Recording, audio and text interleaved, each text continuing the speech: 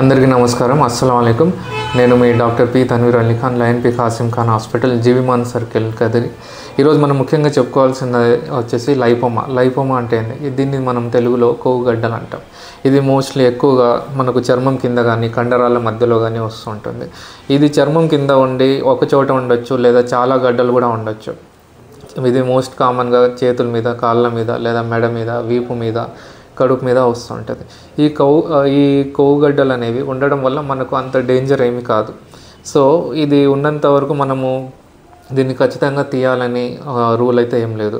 మనకు ఎప్పుడైతే ఇది సైజు పెరుగుతుంది, దానివల్ల మనకు దాని కింద ఉండే నరాలు ప్రెస్ అయ్యి మనకు నొప్పి వస్తుంది, లేదా అది చూడడానికి అసభ్యకరంగా ఉంది, ఇబ్బందిగా ఉంది అన్న పరిస్థితుల్లో మాత్రమే దాన్ని ఆపరేషన్ చేసి తీసేస్తామన్నమాట.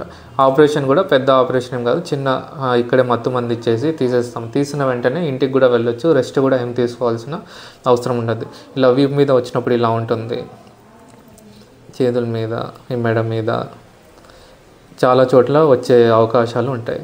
సో మనము ఇది వచ్చిందని దాని గురించి మనం భయపడాల్సిన అవసరం లేదు. అది చిన్న కొవ్వుగడ్డ కాబట్టి స్కాన్ చేసి కన్ఫర్మ్ చేసుకొని చిన్నగా మత్తుమందు దాని చుట్టూ ఇచ్చేసి మనం దాన్ని తీసేస్తామన్నమాట. ఇది మందులతో అయితే కరగదు.